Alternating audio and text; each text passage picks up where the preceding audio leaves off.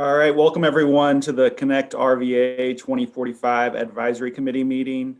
Again, this is an informal consensus building meeting, so we don't need to go through the formalities of motions and that. As long as we have consensus, we can move forward on agenda items. I'll go ahead and read the statement regarding virtual meetings, and then we'll do the roll call. Due to the 2020 COVID-19 virus and current guidance regarding physical distancing to reduce the potential for spread, meetings of the Richmond Regional Planning District Commission have transitioned to a virtual format in accordance with provisions of Virginia Code Section 2.2-3708.2 and related legislation approved by the General Assembly of Virginia during the period of the Governor's State of Emergency Declaration for COVID-19. While we meet in a remote and virtual format, we remain committed to public accessibility and opportunity to participate. Staff provided notice of this meeting to members and the public on October 15th, 2020 through electronic posting on the ConnectRVA website and email distribution of notice to members, alternates, and known interested parties, including the media. This meeting will be recorded. Audio and visual recordings of the meeting and materials will be posted on the ConnectRVA website within 48 hours of this meeting. Any members of the public participating as an observer during the meeting today may submit comments or questions at any time prior to or during the meeting via email at rrtpoinput@plannrva.org.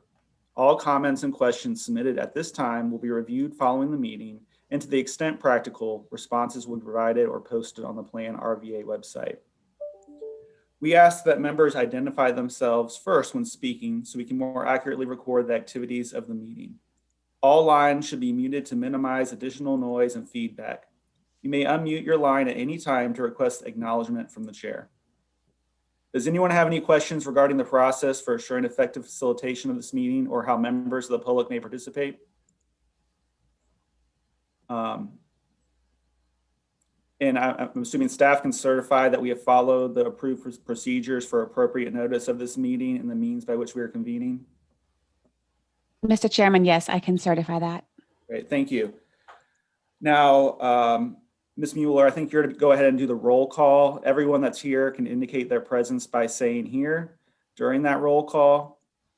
Anyone who wishes to identify themselves following the roll call of members will be invited to do so as well. So Ms. Mueller, I'll turn it over to you. Thank you, Mr. Chairman. I'll start with Chesterfield County, Ms. Smith. Ms. Benedict. Here. City of Richmond, Ms. Clark. Here. Mr. Bridewell.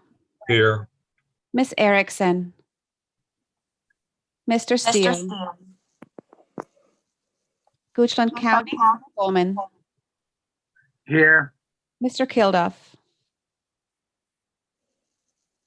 Hanover County, Mr. Vidunas. Here. Mr. Flagg. Henrico County, Ms. Meidler. Here. Ms. Deemer. New Kent County, Ms. Leduc. I'm here. Powhatan County, Mr. Pompey. Here. Mr. Howland. Town of Ashland, Ms. Amos. Here. Mr. Tucker. Capital Region Airport Commission, Mr. Rutledge. GRTC Transit System, Ms. Torres. Ms. Del Ross. Here. RMTA, Ms. Simmons. ConnectRVA, Mr. Parsons. Here. Mr. Ario. Present. Right Finders, Ms. Tisdale. Mr. O'Keefe. Aye. DRPT, Ms. Dubinsky. Mr. Sparks. VDOT, Ms. McAdory. Mr. Herman. VCU, Mr. Leonard. Here. NAACP, Mr. Johnson. Richmond Area Bicycling Association, Mr. Burnley. Here. Virginia Asian Chamber of Commerce, Ms. Tran. Senior Connections, Mr. Williams. RVA Rapid Transit, Mr. Campbell. Bike Walk RVA, Ms. Gordon. Here. Port of Virginia, Ms. Nelson. Here. Mr. Reinhardt. Southern Environmental Law Center, Mr. Pollard. Here. Virginia Center for Inclusive Communities, Mr. Reveley. Here. Virginians for High-Speed Rail, Mr. Plower. Federal Highway Administration, Mr. Duran. Here. And Tri-Cities MPO, Mr. Swikowski. Here. Thank you. That concludes the roll call for attendance, Mr. Chairman. Thank you. We'll move to agenda item number 1, which is consideration of amendments to the agenda. Does anyone have any requested changes to the agenda as presented?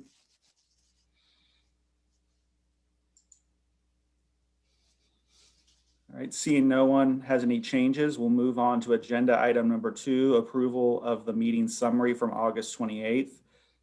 Our last meeting, again, was August 28th. Does anyone have any questions, comments, or changes they would like made regarding the meeting summary?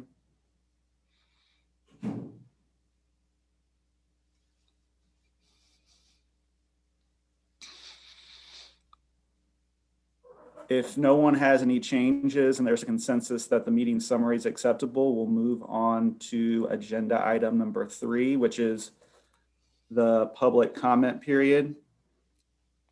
Are there any members of the public that would like to comment or address the committee?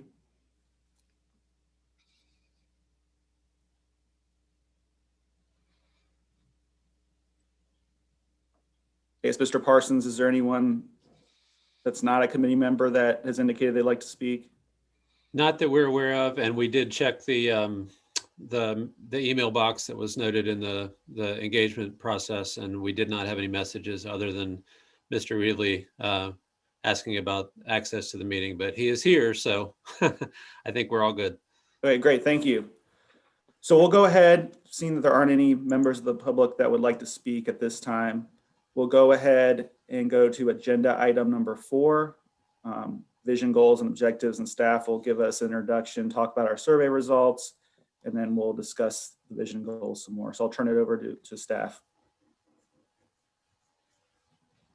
Good afternoon, good morning. This is Sulabh Barial, and I'll start this agenda item, and then we basically have 3 parts to this. Basically, the introduction of task 2, the survey results of the surveys we conducted, and then the interesting part would be the interactive session with the committee so that we can develop vision and goal as established by staff and come to some consensus about those. So let me do full screen. Okay, so everybody is able to see my screen. So again, we start with this process flow so that everybody is in loop. We are now currently doing task 2, which is strategic direction, in which we decide, develop goals and visions, objectives, and performance measures. Parallelly, we are also doing the planning phase, which is to establish a list of universe of projects based on task 1, translation needs assessment. And once we establish the universe of projects, we'll go down to task 4, which would be the programming, see the revenue projections from VDOT and DRPT and develop a constraint plan. And since this is a performance-based plan, we have to evaluate our plan as well, which would be done in task 5 or phase 5 evaluation. And then finally, the adoption is targeted by September of next year. So the first phase, first thing about the task 2 is I'll just go over the work scope and framework. So basically, everybody knows the work scope for this task too is develop the vision and goals for the ConnectRVA 2045 LRTP long range transportation plan. Along with vision and goals, we also have to develop objectives within each goal and performance measures. This is a new thing which would be used to measure each objective and goal. The performance measures developed in this task would feed into task 4, which is project selection, prioritization, process, and scoring. So whatever performance measures based on the goals and objectives we develop here, we evaluate our project selection process in task 4 using those. So the basic framework was we introduced this topic to the LRTP Advisory Committee in May and again in August. We had 3 opportunities for public engagement. There was a small survey in which we asked about vision, and then we had the regional goals and priorities survey, and then finally the vision, goals, and strategies survey. I'll discuss in detail about these later on. So once we had received feedback from the public from all these surveys, staffs tried to synthesize the survey and try to develop vision, goals, and objective based on public input. So this we have done. And today we'll be presenting the staff recommended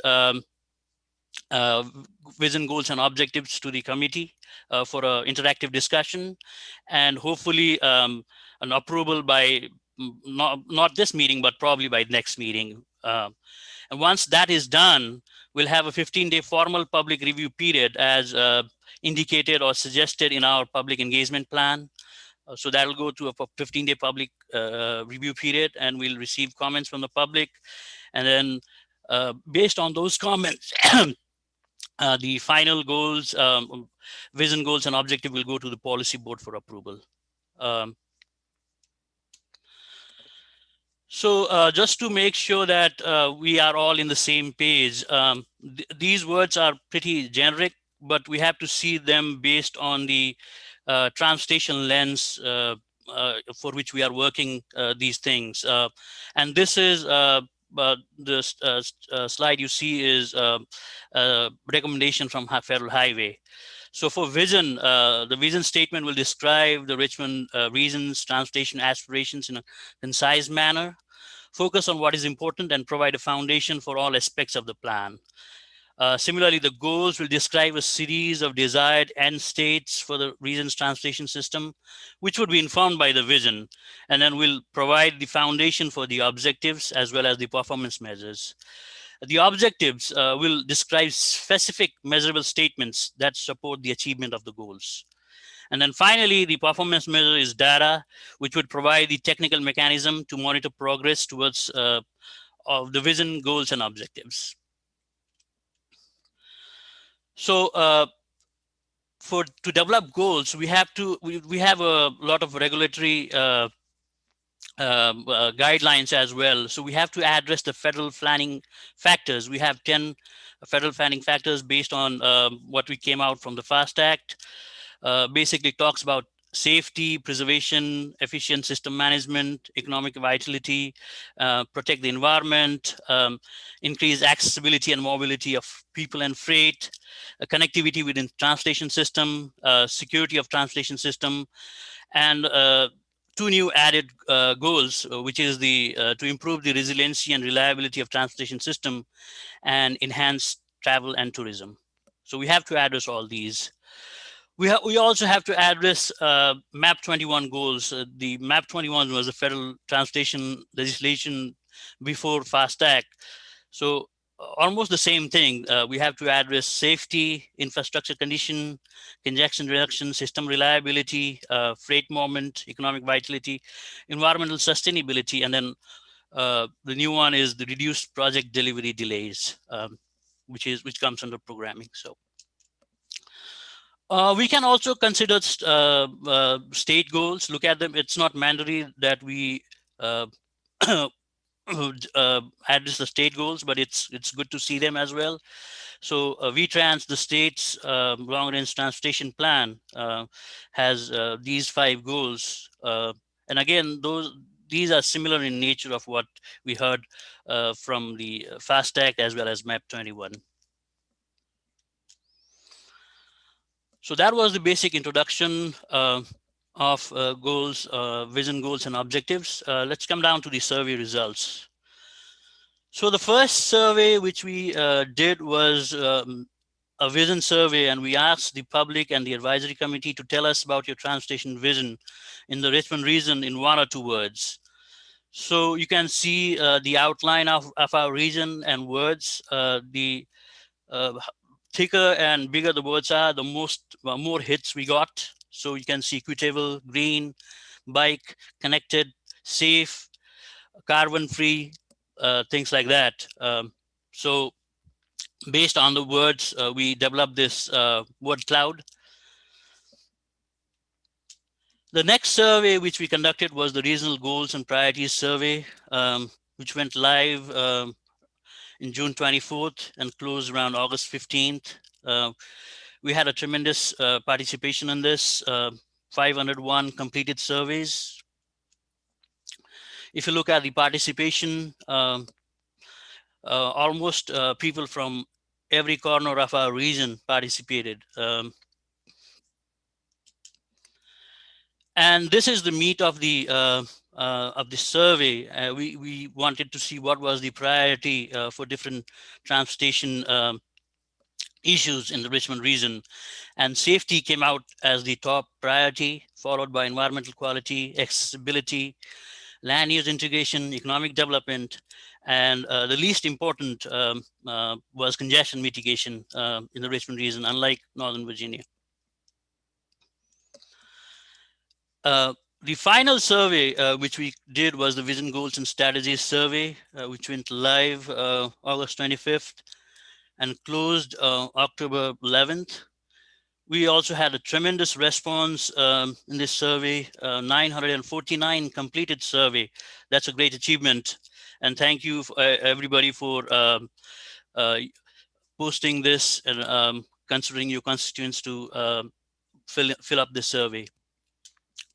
So again, we can see that the participation was from almost throughout the region, with more participation in the urban and suburban regions in the region, because merely because the population density and population in those areas are more. But we had participation from all the localities. If you look at the survey respondents by age group, we can see that the 31 to 40 age group, that's the most represented in the survey. We also have probably a high school student filling the survey as well. We can see that under 18, we have one person doing that. There's participation for all group ages, even people above 70. So that's a good breakdown of the age group. When we look at the survey respondents by race and ethnicity, we see that the most responded identified themselves as non-Hispanic white, 82% of that, the total respondents, which doesn't match the racial composition of our region. We have almost more than 40% minority population. That's not the case in our survey respondents' race and ethnicity. Though we can see that every race and ethnicity is represented, American Indian, Asian, African American, Hispanic, and the other, which identified as other races or 2 or more races. So our target for the next time would obviously be to have the composition as proportional to the racial composition in our region. So at least attract 40% of the survey respondents, minority population. But I know it's difficult to achieve that, but that's something which we can think for the future. And then we asked about the series of goals, as we had asked about priorities in the previous survey.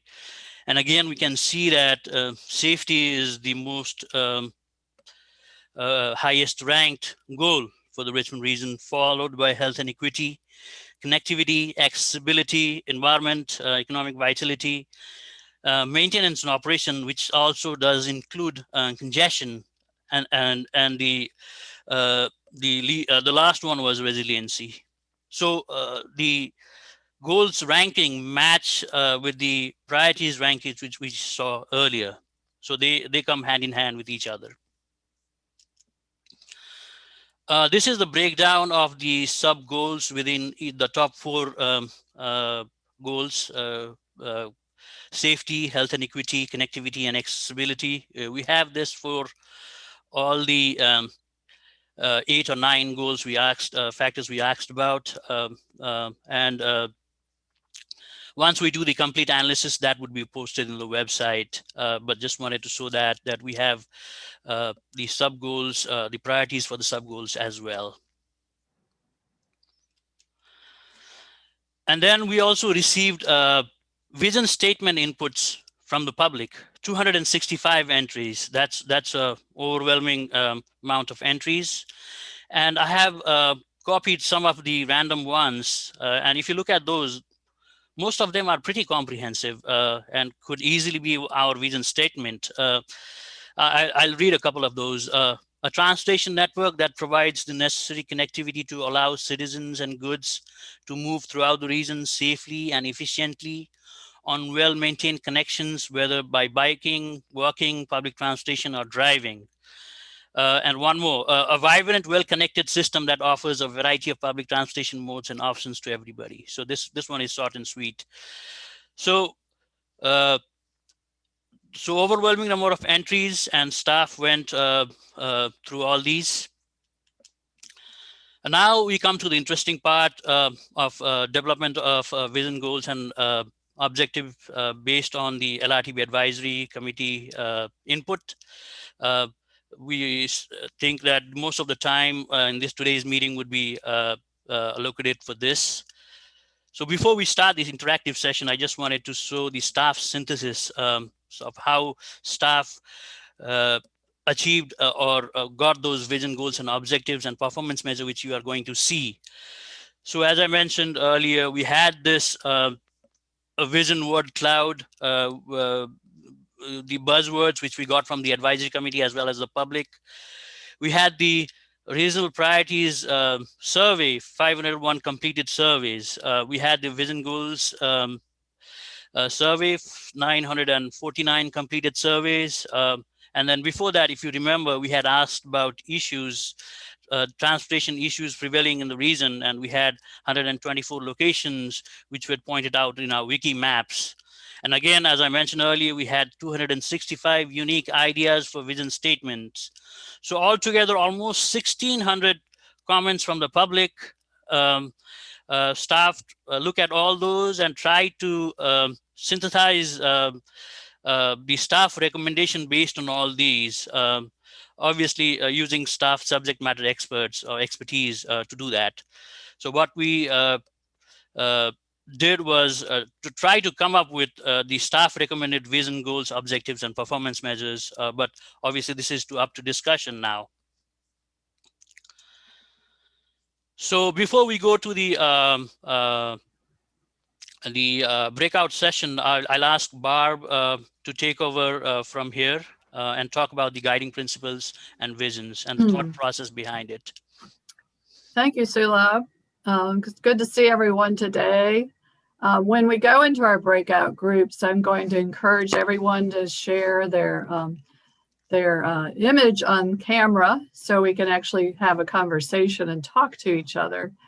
But what we did is looking at all this survey input and some of the conversations we had with folks over the course of the last 7 months, prior to the COVID and after COVID, we feel, and getting input from you all in previous meetings, we tried to gel it down into 6 concise guiding principles that would help us in crafting a vision statement. And we're not going to get into a lot of discussion at this point of the meeting because we want to hear from each of you from our breakout groups, and we'll have more more report outs from each of those 3 groups and have more discussion. But you can see, of course, we're picking up on the key words that we keep hearing in our survey work and in talking to folks about safety, having choice and multimodal options, thinking about the full range of how do we use our roadway network more efficiently for more modes, and how do we complete we're also doing in tandem the bike ped regional plan. We have a separate steering committee on that, has met 4 times. We're meeting again next week. So completing regional bike ped networks for regional access across the region so they can be used for transportation as well as recreation. Transit service, of course, we've had the transit vision plan, near term, shorter term, looking at the next 5 to 10 years, providing some guideposts there, frequent, reliable service, and also serving those with greatest need to connect to those destinations throughout the region. Equity has spoken very loudly in all of our survey work and in our contacts. We need to really focus on those that have been disregarded historically. And then a sustainable freight network, very important for economic development, for goods movement throughout the region, and all sorts of modes of transport of those goods. The port, I'm glad to see Barb Nelson here, freight, air, all modes, and a better highway network for tractor trailer networks in and out of the region. So those are the guiding principles that we've outlined for our discussion today in our small groups. And next we'll go to the vision. Again, I'd rather not have a whole lot of discussion right now because we want to get your gut reaction to this vision that we put forth. We found this to be very effective in our bike ped group, where we really started drilling down into the words we choose, the phrases we use. But in essence, we have our aspirational vision in the first sentence. Transportation in the Richmond region will connect people, provide opportunities for all to thrive and live healthy lives and support a prosperous community, period. And then how do we do that? We do this by regionally planning a transportation system that prioritizes, again, multimodal investment, accelerates the delivery of resilient infrastructure, which implies the efficiency of making those decisions, and service in an equitable manner to improve connectivity, which is like the #1 word choice we found through all of our survey work, accessibility, safety, and reliability for all users. So that is what's going to be open for discussion today, and we're going to do it in small groups. I think we have 22 or so participants today, so that'll be about 7 folks in each group. And I think, Chet, you're going to be in charge of sending us off. We're going to spend 10 to 15 minutes in each group. Chet and Sulab and I will facilitate each group, and then we'll come back together and have a more full discussion of the guidelines and the vision. That's right. Thanks, Barb. I do want to ask that everybody turn your cameras on, be ready to participate as much as you can. And I do want each group to nominate a reporter to bring back and present your revised statements and principles to the full group when we come back. So we will shoot for 15 minutes since we're looking at principles and vision. Barb, does that make sense? Yep, it sounds good. Okay, I think we're going to make this work. Yeah. So each of you should be assigned to a breakout room, and I will send you there shortly. So I'm going to hang out in the main room in case somebody didn't get assigned, and we can make sure everybody has a place to go. So good luck, cross your fingers, and we'll see you in a second. And this is totally random, so we don't know who we're going to That's be right. teamed up with. Okay, you should have just gotten an invitation.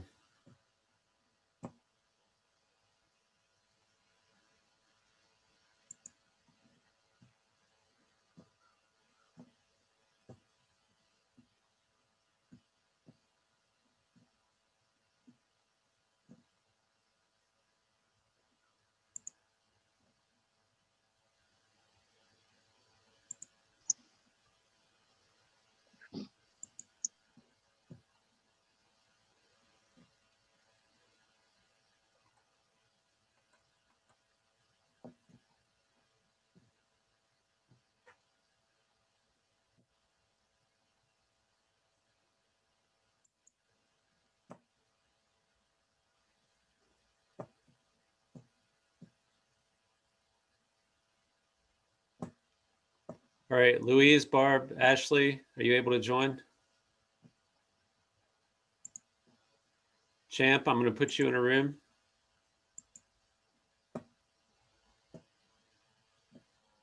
All right, there you go.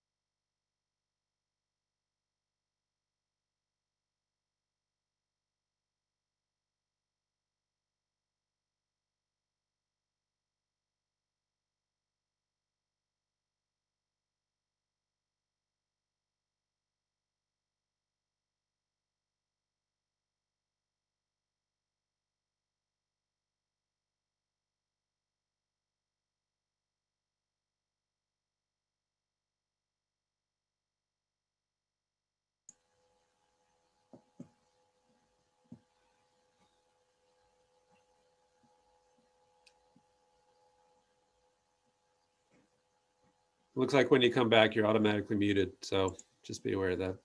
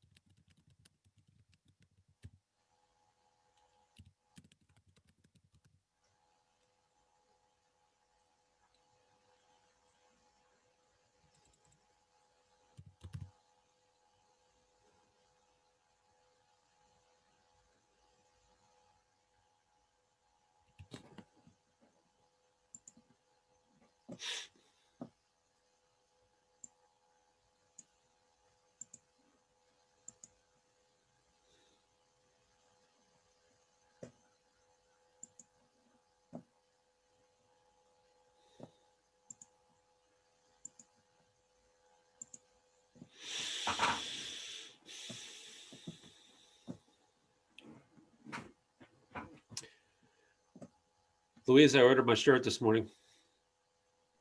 Nice. Love it. We're trying to get as many fans as possible. Are you talking about the fall line shirt? Yes. I saw it last night, but didn't go on and do it. Maybe I'll do it.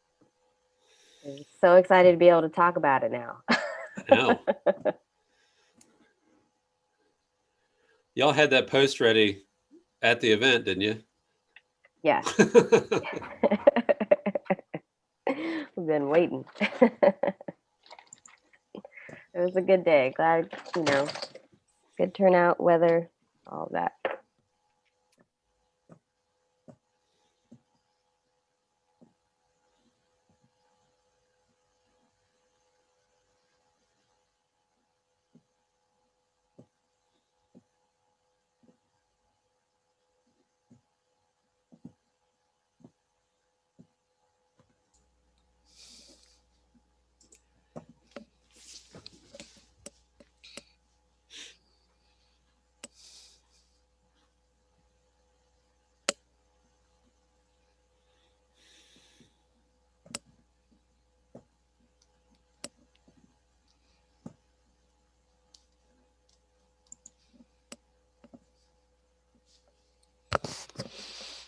This was the first time we were doing these breakout rooms, and I think it worked out smoothly, Chad. That's good. Good. The only thing I can't remember is if I put a timer on it. So. Right. Yeah.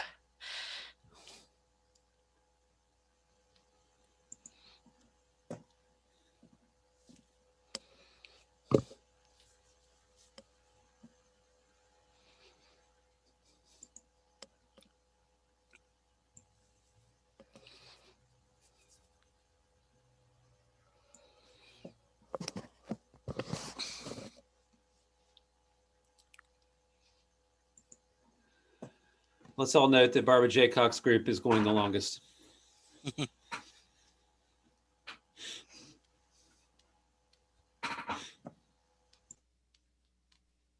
You can do a all breakouts room wide message to tell Barbara to get out of her room, right, Chet?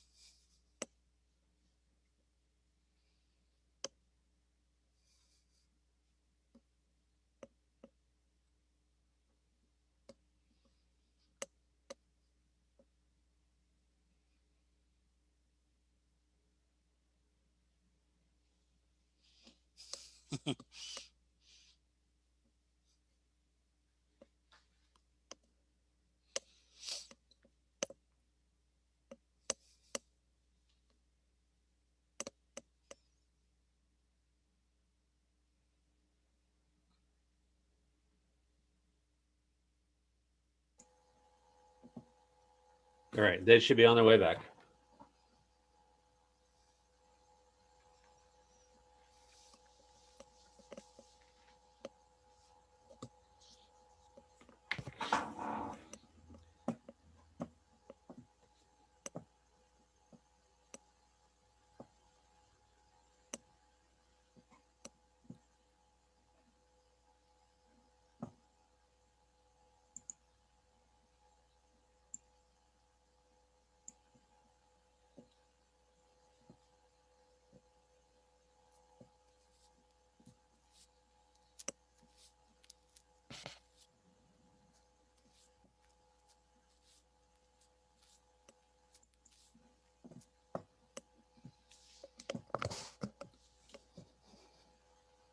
All right, welcome back. Hopefully that wasn't too painful for everyone. So we have 3 groups, and we want to give everybody a chance to report back. I am going to serve as scribe, so I'm going to share my screen and volunteer our reporter, Ms. Nora Amos, to report back what we discussed. So bear with me momentarily. Okay, can everybody see that?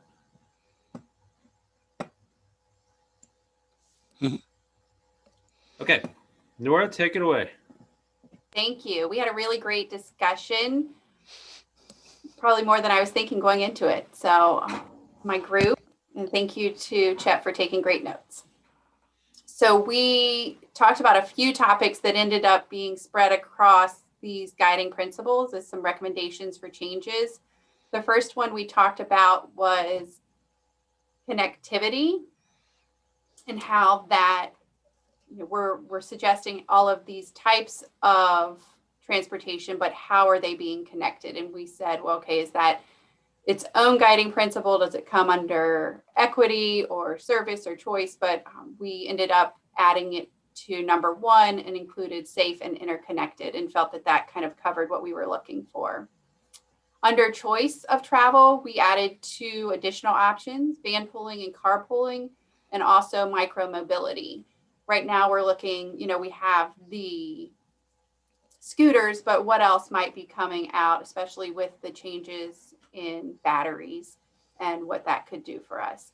We also wanted to make sure that we weren't thinking about just what's being provided today, but what we may be offering 20 years from now as part of this plan. We added again that connected word to number 3, so a complete connected bicycle and pedestrian network. We left 4 alone. Under equity, we talked about environmental justice and how that could be included, and if those words specifically needed to be included. We determined that that's not really a common term for the lay person who may be reading this plan, and that they may not understand exactly what that is, while we do. And so we made a couple recommendations that we add and inclusion here, and we took out the word spending and added decision. So equity and inclusion in all transportation decisions in the region, because we would like to include also planning and any other discussions that go around transportation. So next we moved on to vision. So several people in our group thought that the vision statement was just a little too lengthy and that we needed this to be short and concise. We really liked the language that we took out the last sentence, and we want that to be included in the plan and definitely noted. Really good words, but probably more than we need in an actual vision statement. So we just kept that first sentence, but we wanted to, again, make sure that we added in the connectivity part, so to prioritize interconnected opportunities. So I'll turn it back to Chet. Thanks, Nora. So maybe the best thing to do is have each group present their findings, and then we can circle back and see what kind of agreement or talking points we have. So Sulab, do you want to go next? Who was your reporter? Yeah, I didn't use the PowerPoint to edit the words, but we have our notes, and Sharon would be reporting from our group. Okay. Yes, this is Sharon from Henrico, and I have my written on a Post-it note here, one old school. Group 1 met, and we did like the vision statement. And the guiding principles. We had a few tweaks. With the vision statement, a comment was made about we liked the wording, but we talked about adding more, actually. Adding economic development and tourism, for new jobs, employment. And then we got into a discussion, does, prosperous mean the same as economic development? Does prosperous, mean the same as economic development? But basically adding some words about economic development and tourism. Where was that, Sharon? Where should I add words? We didn't talk about how to tweak the language, Champ. Okay. I'm not sure if you want to chime in about where.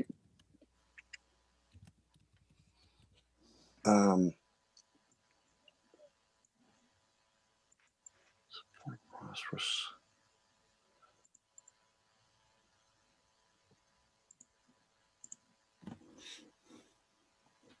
Yeah, I think just Chet, if you just want to add a clause in there, live healthy lives, comma, promote economic development and tourism, comma, and support a prosperous community. I think that captures the point I made.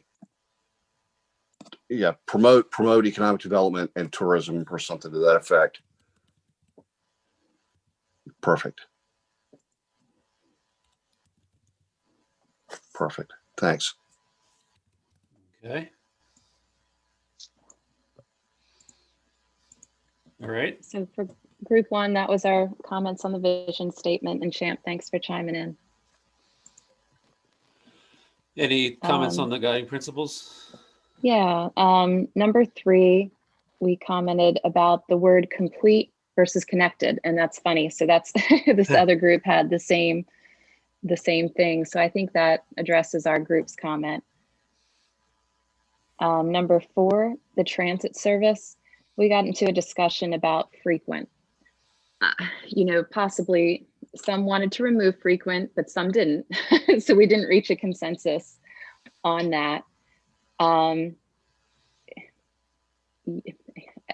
It was a lot of discussion about, whether it was reliable, a wider coverage, and, maybe trying to incorporate something about transit-oriented development. I guess we went back and forth about frequent and what it meant. I'm not sure if any other team members want to chime in on that. It wasn't just meaning frequent every 1 hour. It was, if the bus only came twice a day and you were trying to get to South Side and you didn't want to have to sit your whole afternoon in the city waiting to get back to South Side. The other comment, number 6, was questioning removing freight or rewording that. We talked about possibly rewording it to efficient movement of goods across the transportation network.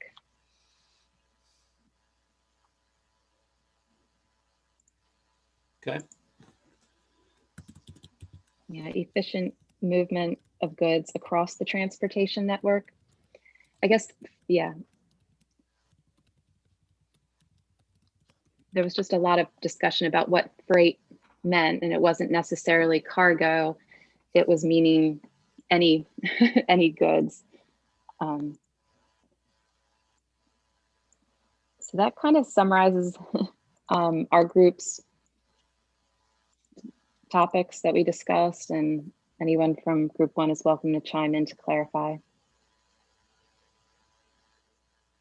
Okay, thanks, Sharon. Barb, do you want to go next? Okay, our group, we kind of took the same approach. I did start taking some notes, but we didn't do it as efficiently as you did, Chet. But we have Tripp Pollard, who is coerced to be our spokesperson. And he could talk in terms of word choice, and then our group can chime in because, we were randomly taking notes. Yeah. So Yeah, Trip, I'm I sure was you'll do a coerced great job. after our discussion, so I wasn't. Well, not really, but taking in the the notes. middle of it. Yeah. And then we had did a not- latecomer to our group, Ben Campbell, joined us. We did not attempt to wordsmith like the other group on the principles. Some of the key points were we thought, and some of this there wasn't a full discussion or consensus. These were just some of the points raised. Adding maintenance of the existing system. There's nothing in there about keeping what we have and addressing problems with deteriorating roads, etc. There's nothing in here about the environment, which was the second highest rated value in 2 of the 3 surveys. Health, which was also very highly rated, is only mentioned as a subset of bike networks. We thought it needed to be more prominent since it was, again, another one of the consistently highest rated values in the surveys. We also thought there needed to be more on another principle to consider is reliability of the network. In terms of some other more specific ones, one other one that we thought was not on there anywhere was adapting to technological changes, new technology.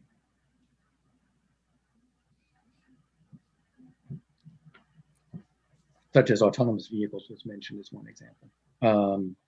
In terms of the more specific things, we thought that on the, looks like a number of other groups got to this idea about the connected bike, the word complete was a concern for several folks because figured that the network would not probably ever be complete. There are always additions and other things you could do to it. So it was suggested words like, expand to provide a connected network. So it's some of the same idea of connectivity, but the word complete was too hard. The other word that we weren't wild about was, and it's been X'd out now, is sustainable freight. It was unclear to us what sustainable meant in that context. Sustainable means a lot of different things to different people. And there was also a suggestion that perhaps the freight one would be shifted more to goals and objectives. Those were most of the ones that I had down real quickly under the principles. Oh, and possibly transit, linking transit with land use. I think the last group mentioned considering transit-oriented development.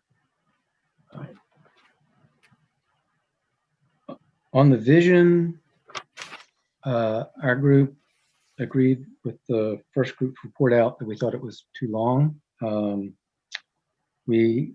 Several of us liked the second sentence as a way to tell us kind of how you get there, but thought that maybe that could adequately be governed or addressed through goals and objectives.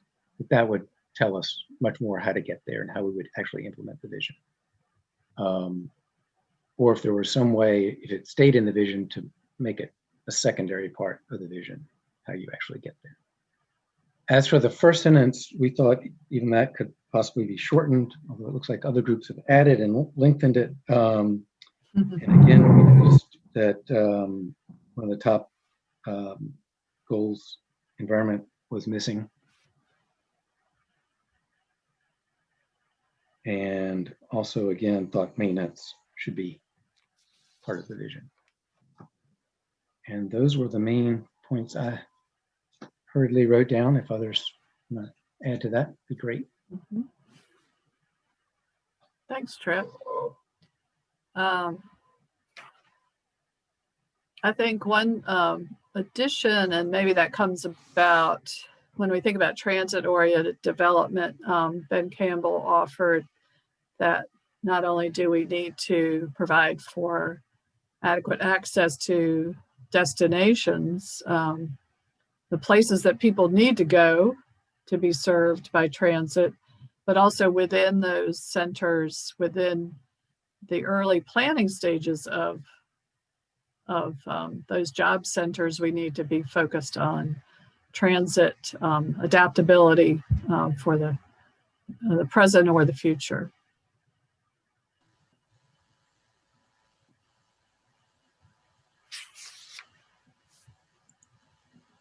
So thank you, Tripp. I think anybody else from our group want to add? This is Travis. Could you go back to the guiding principles slide?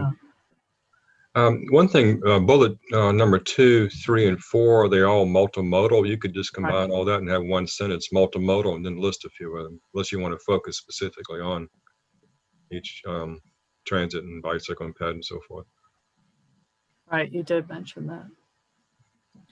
I think that's something that once we get into goals and objectives, we all felt we would start to see how we drill down and actually see, each mode called out, or each goal area called out, and that will help us, I think, when we see everything in context. It would be cleaner and simpler, multimodal, blah, blah, blah, then get into the details and goals and objectives. Yeah, Travis, that's something that's I think we need to pay attention to through the entire plan development process. One of the things that we've got feedback on in the past is that, and I'm guilty as anybody, we talk way too technically. So using the term multimodal may not resonate with certain members of the population. So I think the thought was, let's spell out what the modes are, at least as far as we understand, so that we can then be more transparent to what the plan needs to address. But I mean, I'm certainly flexible, I mean, at this point. And there were some in our group who pointed out there was on the laundry list of potential vision statements that Sulab had shared that came from the survey. There was a very simple statement. I think it was the second one listed that our group seemed to embrace as a simpler way of expressing our vision. So when we get back to our main PowerPoint, maybe we can look back at that and see how that's stated. Sure. I think at this point, it's up to the group. I mean, I think we're close on consensus on a vision and guiding principles. I think that the third group had, as we see here, a number of other things to consider adding. So I think that's probably the discussion point. Otherwise, I think it's a lot of wordsmithing for the numbers 1 through 6. So what is anybody that wasn't in Barb's group, what do you think about the other principles that are listed here? Maintenance, environment, health, reliability, adapting to new tech, linking transit and land use. This is Catherine from Chesterfield. As Sharon pointed out, our group had a tough time kind of with number 4 going between frequent and reliable. And I think maybe to solve that, having a separate point for both frequency and reliability and kind of giving them their own merits could help with that, because I think they kind of deserve they have their own attributes and their own rights. And I think with we also had the same discussion with sustainability in number 6. I think Andrew brought up the same points of sustainability can mean a ton of different things. So I think incorporating some of the other points that sustainability could mean as its kind of umbrella term, like maintenance or environmental stuff. I think kind of breaking those out into their own guiding principles could help take some of the guesswork out of what we're trying to get out with the sustainability piece of it. Sure. Yeah, that makes sense, Catherine. In terms of reliability, are you suggesting that it's two separate transit principles, or is reliability an overall system principle? Well, when I first heard reliability, I guess because it was fresh on my mind from the discussion we were just having, I was initially thinking of it as a transit principle, but it obviously could be applied to other other principles as well. Okay. Yeah, thanks for the clarification. And this is Adrian.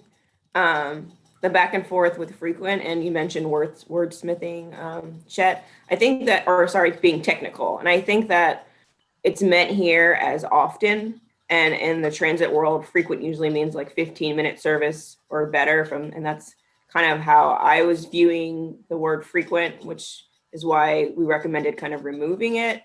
Because there's other, as Catherine mentioned in our group, there's other regional areas that would never have a 15-minute or better frequency, which limits there, because you're not going to say it's bad transit if it's a coverage route that is there to serve a need. But if it's looked at more, I think the intent is often, not sure what that word should be. But if it is that in terms of frequency, if that intent is the intent, then it could stay. I know that I really didn't give an opinion, but. Chad, this is Ben. Comprehensive and effective are good words there, which don't get as particular as what Adrian's talking about in terms of frequent being a technical term. I think that the issue of transit is whether we're going to have an effective and comprehensive network in the metro area. We don't have one, and we're one of the few major cities in America that doesn't. So, do we want a transit network so that if you basically want to live your life or need to live your life in transit to major destinations, you can do so. And, words that do that, I think, intent spell out where we want to go. Okay, thanks, Ben. So if you could see the screen, does that make sense what I added? Adrian, how does that work for you? Yeah, I like those words. Okay.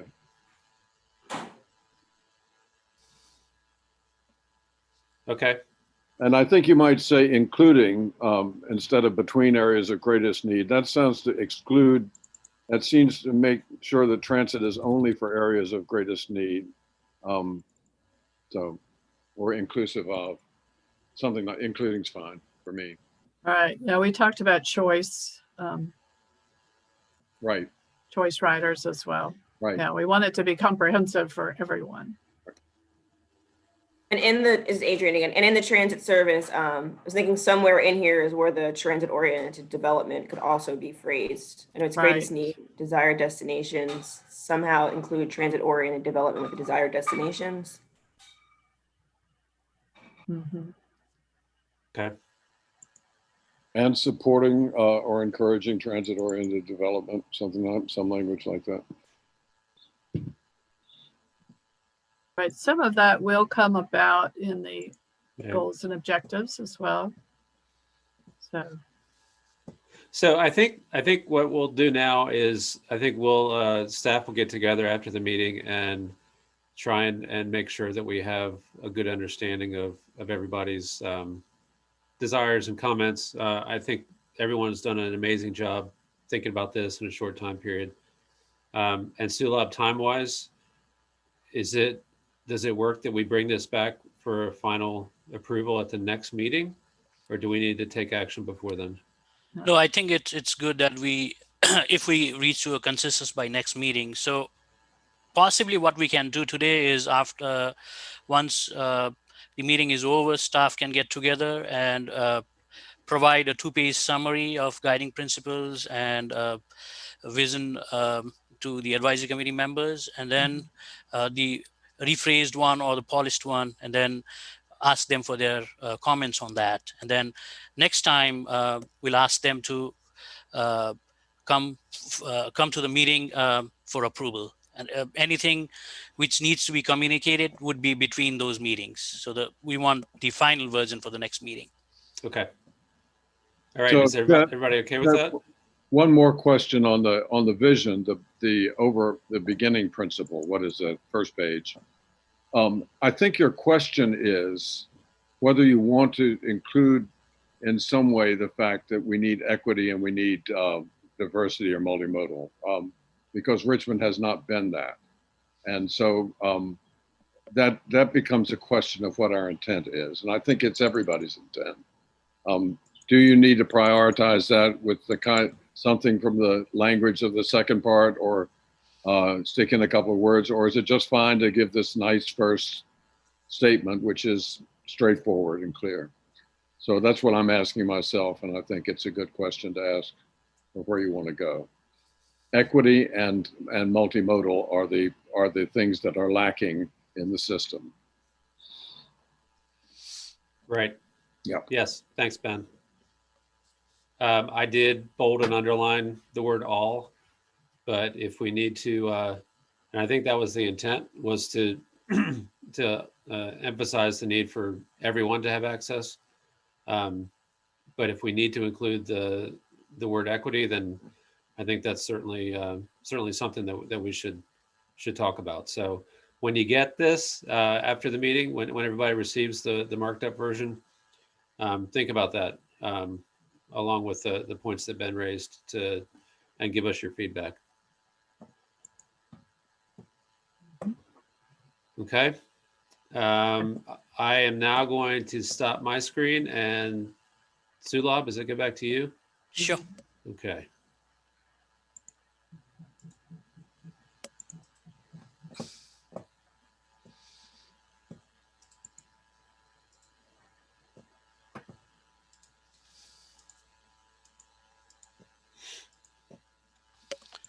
So now we'll be basically talking briefly about goals.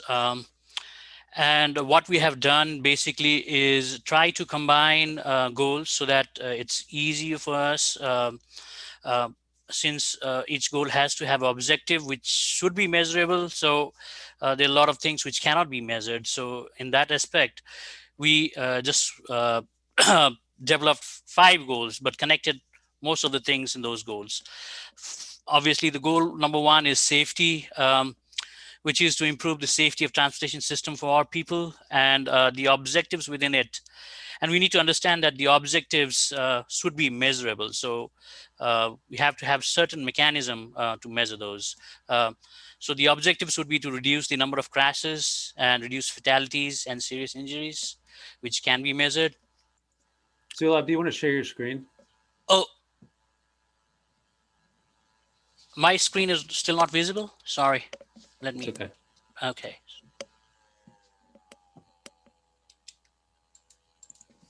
Let me do that. Okay. Can everybody see my screen now? Okay, good. So yeah, the first goal is safety. Improve the safety of transportation system for all people. And the objectives within this goal would be reduce the number of crashes and reduce fatalities and serious injuries. We'll come to the performance measures later in the presentation when we talk about project prioritization. But this will all tie in at that time. The second goal is environmental land use.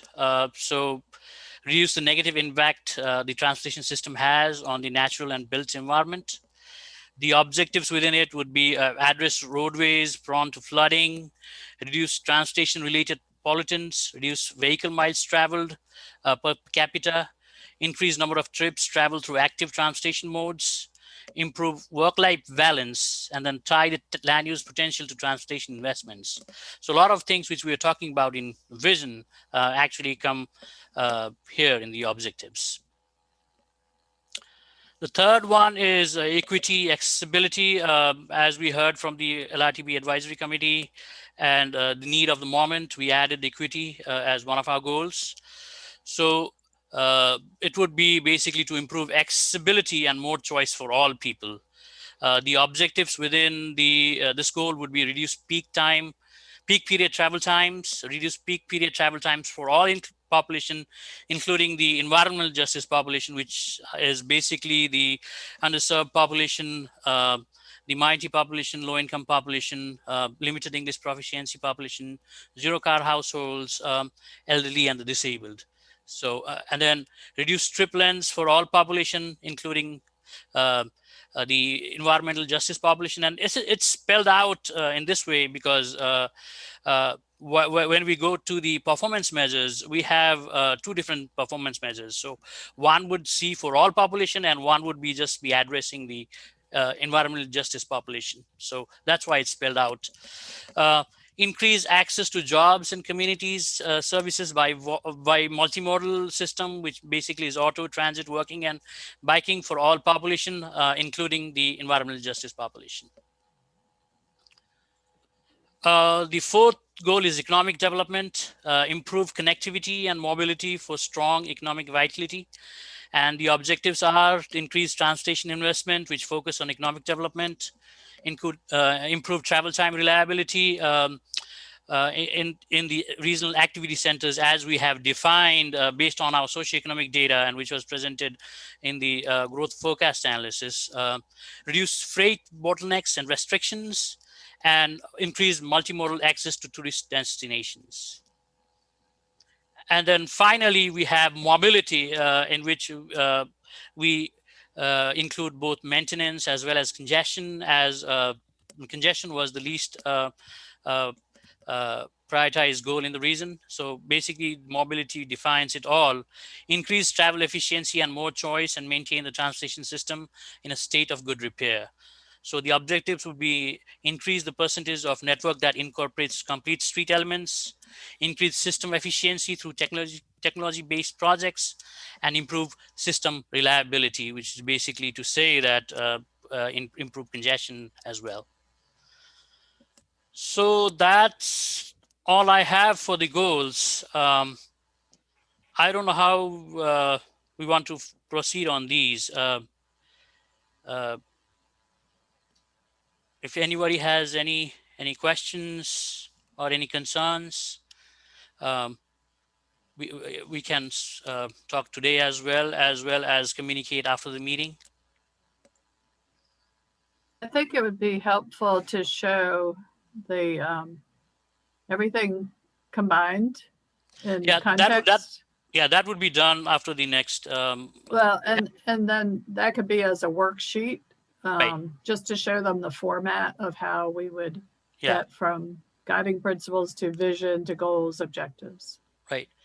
So yeah, that would come after the next two topics, which is task 3 and task 4. Once we complete that, it will come towards the end, because this also needs to have the performance measures, which would also act as the project prioritization tool. So that would come to the very end of this meeting. Yeah, let's just keep going, Sulab, and we can I'm come sorry. back. That's what I had told my group. They'd have a worksheet. Yeah, we'll have that. It's in the slides coming. So the next topic of discussion or the update is the LRTP process update task 3 planning. The same LRTP process flow. Number 3 planning. We are parallelly doing strategic direction as well as planning. So basically what we are working on is the screening and development of the universe of projects. Staff working with champions to develop projects, and I thank all the champions for the dedicated time working on this. It won't be possible without all of your help, so thank you again. The final objective is to have a streamlined list of regional transportation projects for all transportation mode in one tab, and then we'll call that the universe of projects. Obviously, each project has to have the magnitude which we think should be included in LRTP. For that, we developed the project inclusion guideline. So based on whether the project qualifies the project inclusion guideline, those projects would be included in that. We are thinking maybe 200 or more projects, which would be manageable, I guess, and which would have the magnitude to be in the LRTP. Once that is done, all projects will be scored, ranked, and prioritized for the constraint list. The targeted schedule for this, the champions are still working on it. So once we get the list back from the champions, staff will work to combine it and add some of the missing things which wasn't captured by the champions. Once that is done by staff, we'll send that complete list to everybody for comments and provide a 15-day or a week 15-day comment period for you for the LRTP advisory committee. Once we receive that comments, we'll go out for the formal public review period, and then it'll come back. Once we receive the comments from the public, it will come back to the LRTP advisory committee for approval. And it's targeted for next month. I don't know if it's that possible, but definitely based on the schedule, it has to be approved by January. So that's the target. And that's all I have for this task. The next process update is task 4, which is programming. And this is the first time you'll be hearing on this task. We haven't had any chance to discuss about this earlier. So again, the same LRTP process flow.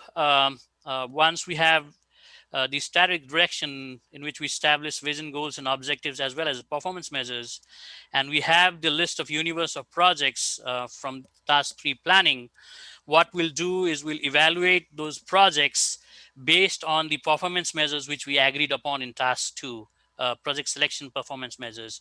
And then each project will be evaluated, prioritized, and ranked based on that project prioritization performance measures.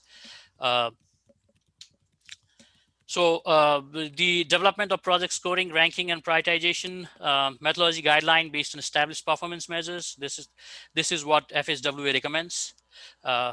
The other part is to obtain the financial revenue projection from VDOT and DRPT. We need to have the exact amount of funding available for us from both VDOT and DRPT through 2045. So staff will make a formal request to DRPT and VDOT to obtain those revenue projections probably by next week. So within 1 or 2 months, we'll get those projections, which would be helpful for us to develop the allocation guidelines.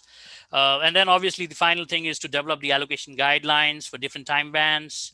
We'll have a 6 or 7 year time band. The first year time band would be the SIP, so which is 21 to 26. And then subsequently after that, it'll be time band 2, 3, and 4.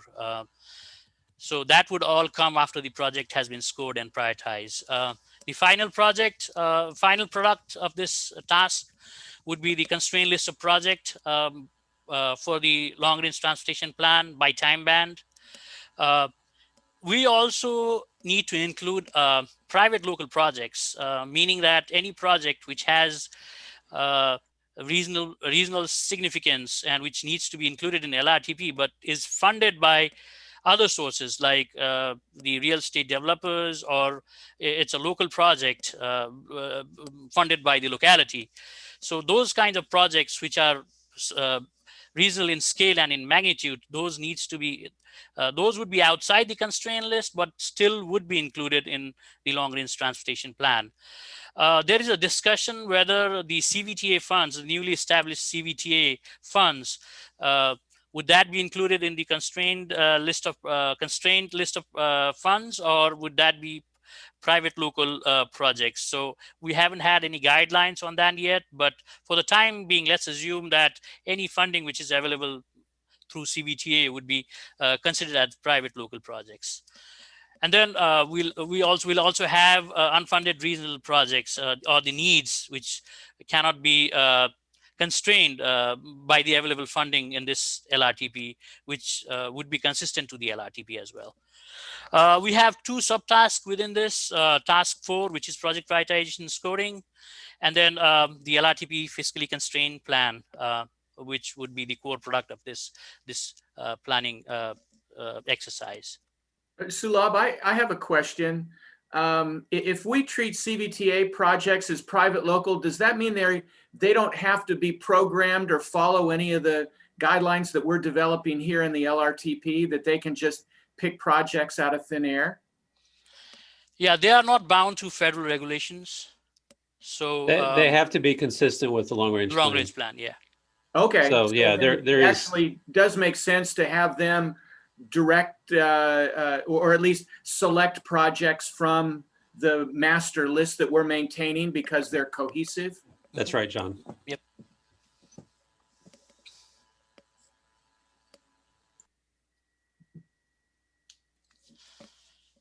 So the next thing to discuss about, and this today will just be an introduction. We'll have a more robust discussion next time on project prioritization. But I just wanted to throw on these different approaches, which based on my experience in this transportation field, I have observed through my years here, and based on what we have used in Richmond as well as other MPOs. So most of the project prioritization approaches can be fitted into one of these categories: the goal-based subjective, goal-based qualitative, performance-based, and the hybrid approach. And I'll discuss all of these in detail. So the first one is the goal-based subjective, in which the score of a project is based on an index range. So let's say we have established 10 goals, and there is a measurement scale in which we provide points from 0 to 3. And the measurement criteria is that if the project is not important towards achieving the goal, it gets 0 points. If the project is slightly important, it gets 1 point. If it's important, it gets 2 points. And if it's very important, it gets 3 points. So, but in this system, the score would be based on a personal judgment. So it would somehow would be biased. And though this is the most simple of all project prioritization method, it's not recommended. We use this in Plan 2035 for the 2035 LRTP, and the outcome. I can give you an example of what an outcome was. So, based on this project scoring methodology, we had the light rail system in Broad Street. There was still discussion about having light rail in Broad Street at that time. That scored number 1. And the BRT project, which has actually been completed and implemented, that came out as 137. So this system is very biased, so not recommended. But I just wanted to throw out that. The second one is the goal-based qualitative. So the score is based on the data converted into an index range.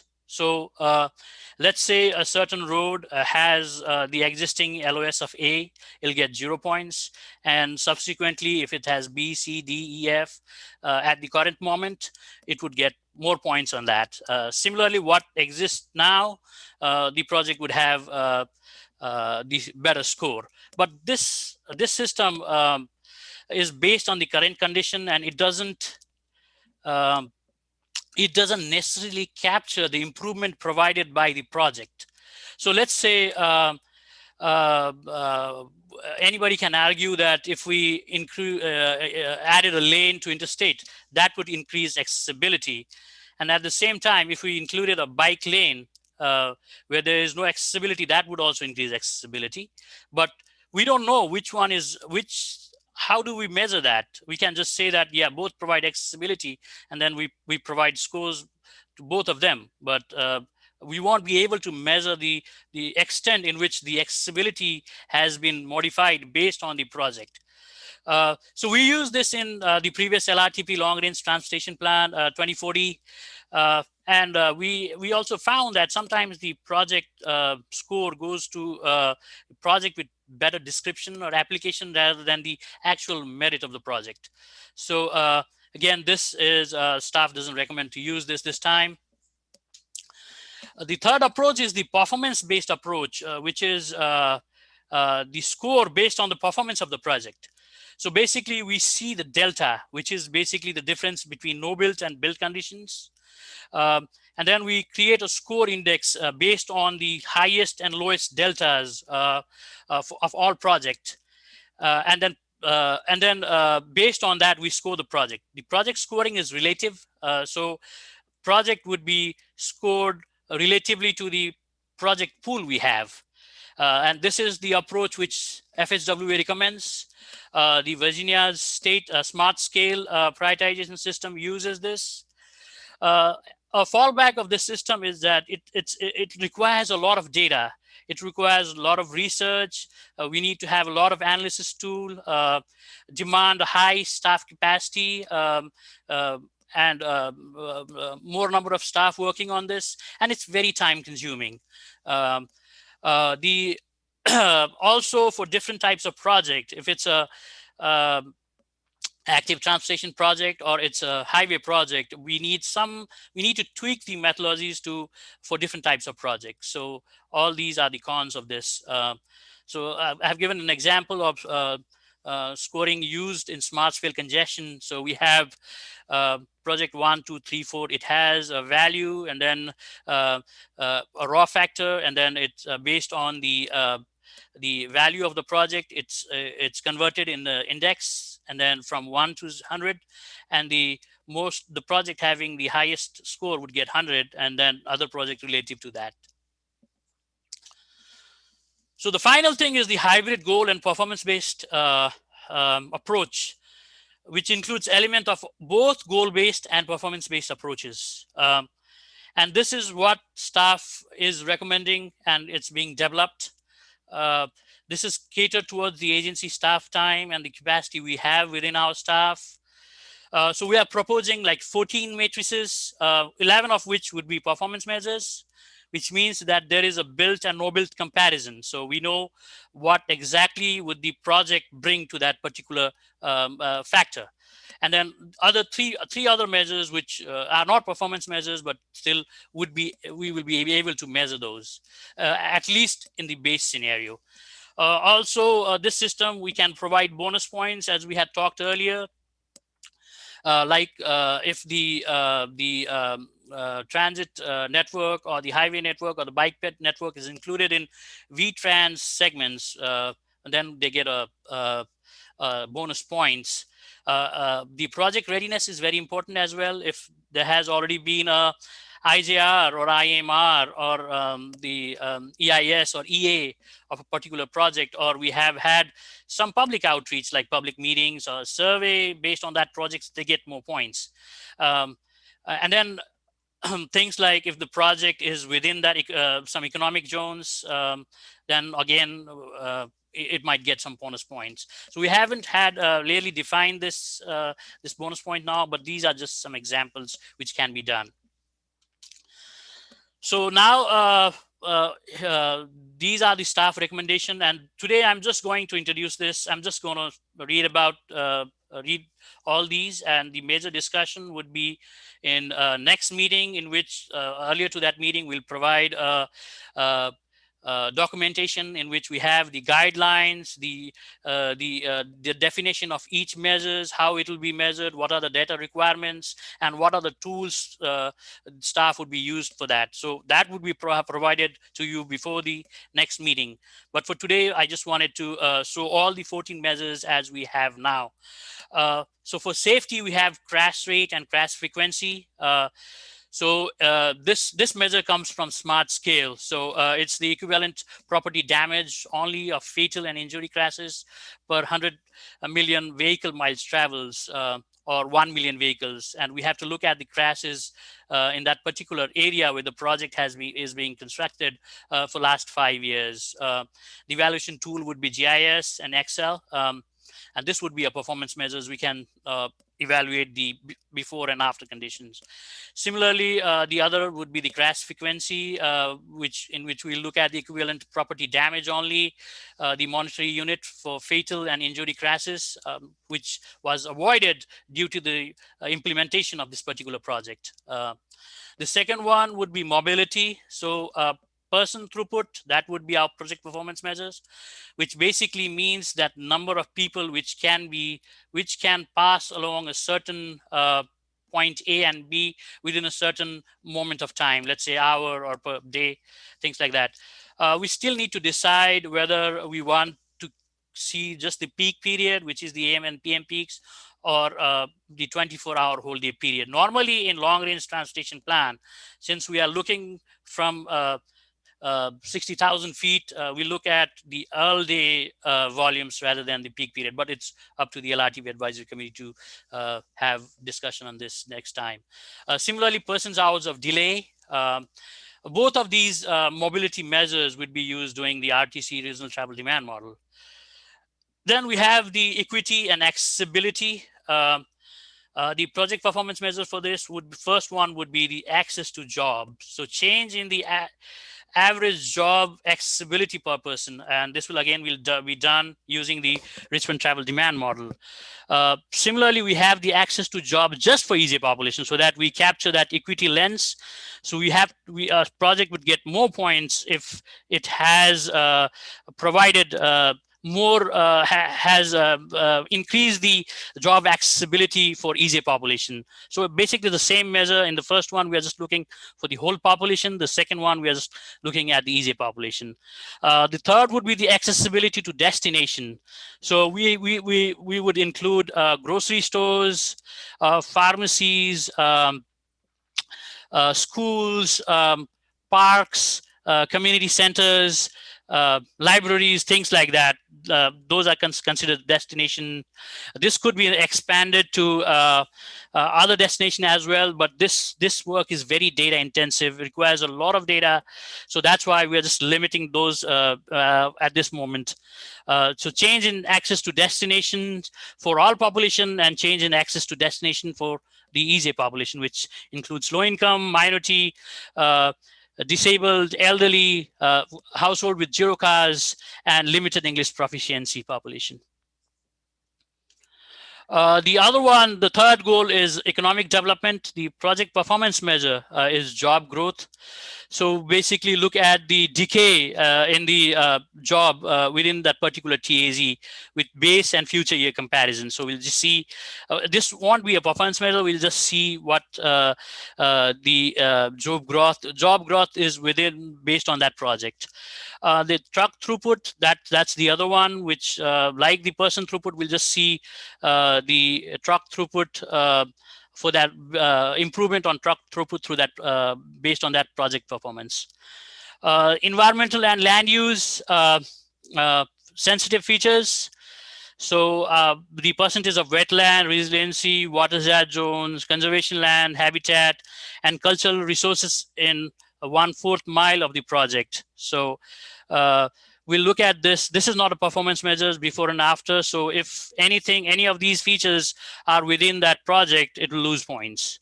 Air pollution, we'll look at the change in the sum of annual walks, nitrous oxide, carbon dioxide, reduction in metric tons before and after the project. And the discussion is whether to include the particle matter 2.5 and 2.10 as well, but that's up to discussion. VMT per capita, we change in the VMT per capita. So run with projects, with and without projects. So if the VMT is increasing based on the project, even if it's induced traffic, then it'll lose points. And then finally, the connection to activity centers. So we have, as we defined our activity centers, we have 20 activity centers in our region. So we would establish some kind of buffer based on the project's magnitude. If it's a bus stop, let's say it would be 1/2 mile. If it's an interstate project, it's probably going to be 2 miles. So we'll use that buffer to see whether that project is serving any of the activity centers or not. And this is, again, not a performance measure. It's just done for the base year, and GIS would be used for this analysis. So altogether, we have 14 matrices, 11 of them performance measures, and then 3 of them other measures, which would look at the base condition based on GIS analysis. So now putting everything in one page, as Barb had mentioned earlier. So we have the guiding principles, and obviously based on the LRTP Advisory Committee input today, we'll revise this. The guiding principle will lead to the vision. The vision will lead to the goals. The goals will have objectives. And then we'll have 2 sets of performance measures. The federal performance measures, which we are required to report every 2 years and try to achieve the target in 4 years. That's already been established by FHW. We have to report that. So based on each goal, we have certain federal performance measures. And then the other performance measure, which is the project selection performance measures. So all will come in one place: goal, objectives, federal performance measures, and project selection performance measure. So once staff, after this meeting, staff would have time to discuss about it, and any comments provided by LRTP will make those changes, and then we'll provide this Word file to you as soon as possible so that you can provide comments to us. And at the same time, we'll be working on developing the guidelines for the project prioritization, in which we'll discuss in detail what is the measure we are using, what data requirement it has, what would be the evaluation criteria, and how will we score and measure the projects. And I think that's all I have for this meeting. We'll have a more robust conversation about project prioritization next meeting. So the next meeting, regularly scheduled meeting, falls around Thanksgiving time. So staff is targeting to have a next meeting in December, probably the first half of December before the holidays. So we'll post a doodle poll so that we can see that majority of you would be available to that day. So staff will send that doodle poll as well. But that's all I have. Are there any questions? Sulabh, could you go back a couple slides to the one pager that showed the guiding principles and vision? Sure. Right there. Go towards the end. Other direct. There you right there. Yeah. Yeah. Okay. This is the first time I've seen it sort of laid out on one page, and I like it. I suggest moving the vision first and the guiding principles second. And what I noticed is the second sentence of the vision statement, the sentence that describes how, is actually a reiteration of the guiding principles.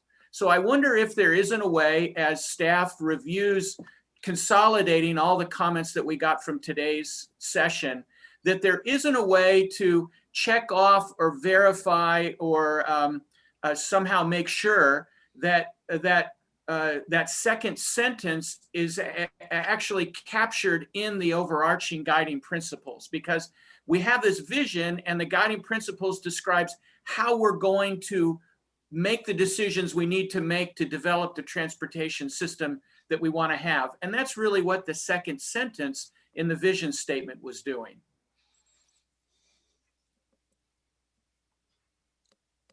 Yeah, that's a great point, John. I think we'll certainly take all the feedback that we got earlier in the breakout rooms, and we could. I like your idea about reordering this a little bit. So I think that makes a lot of sense. Thanks.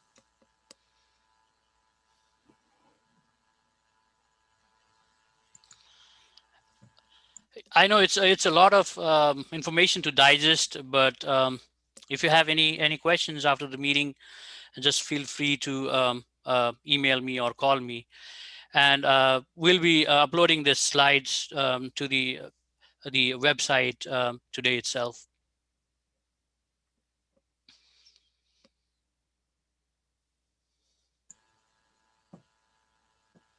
Okay. Well, if there's no other questions, I appreciate everyone's comments in the chat, and we'll continue to move forward with this and incorporate everybody's thoughts from today. So thank you for everybody's time. I think unless there's other comments, we're at an ending point, right, Sulabh? Mm-hmm. Right. Okay, thank you.